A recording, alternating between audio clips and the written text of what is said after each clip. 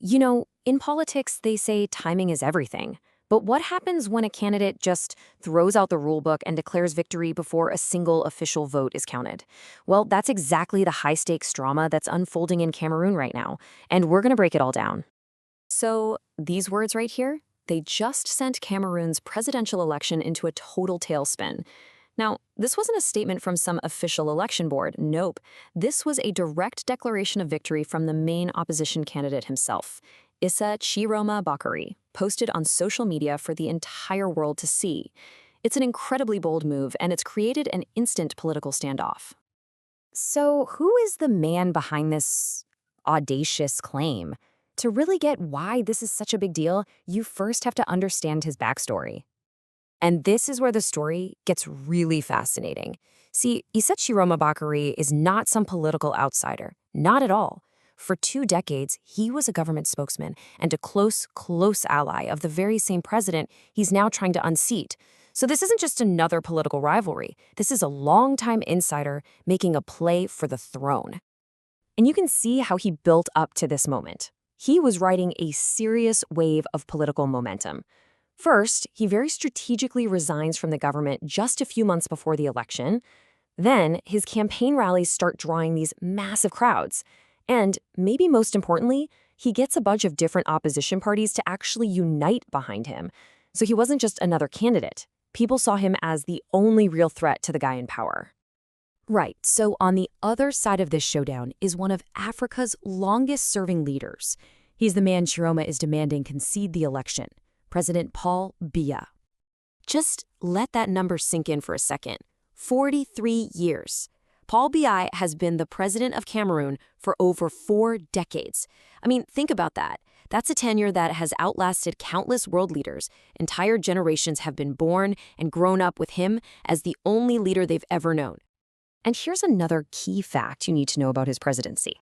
At 92 years old, Paul Biya isn't just an experienced leader. He is literally the oldest serving head of state in the entire world. So here's the crucial point. Even with all of Chiroma's momentum, President Biya came into this election holding all of the cards. I mean, he has a tight grip on all the state institutions, he was running for his 8th term, and frankly, pretty much everyone just expected him to win again. And that context is what makes Chiroma's claim of victory so incredibly defiant. Well, that defiance didn't go unnoticed. It immediately set up this huge confrontation. You've got the challenger on one side, claiming he has a mandate from the people, and on the other, you have a government with very strict rules about who and only who gets to declare a winner. And you can really see the two competing stories right here. Chiroma is all about the will of the people. Honor the ballot box, a new era begins.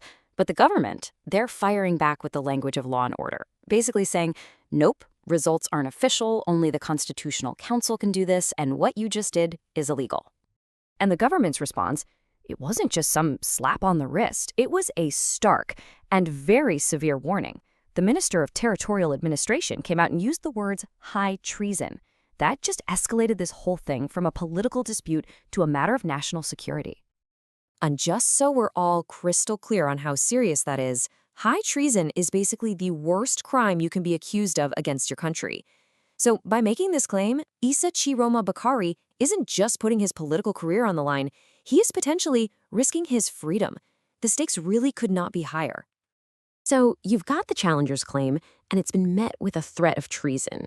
The whole country of Cameroon is pretty much holding its breath. So what's the official process that's supposed to sort all of this out? Okay, so according to Cameroonian law, the path to the presidency is supposed to be pretty straightforward. First, the results get posted at all the local polling stations, but those are just preliminary. The really crucial step is number 2. The Constitutional Council has to validate all those final numbers, and only after that is all done can an official winner be announced. And this is the tense limbo the country is in right now. Teacher Moma made his big declaration on October 14th, but the Constitutional Council has until October 26th, that's almost 2 full weeks, to announce the official, legally binding result. That is a long and anxious countdown for a nation completely on edge. Which leaves us with this huge, fundamental question. Was this a bold democratic move, a way to protect a legitimate win from being stolen? Or was it a reckless gamble that completely undermines the rule of law and could throw the whole nation into chaos? Right now, nobody knows. The answer depends entirely on what the official truth of the ballot box turns out to be, as an entire country waits to find out.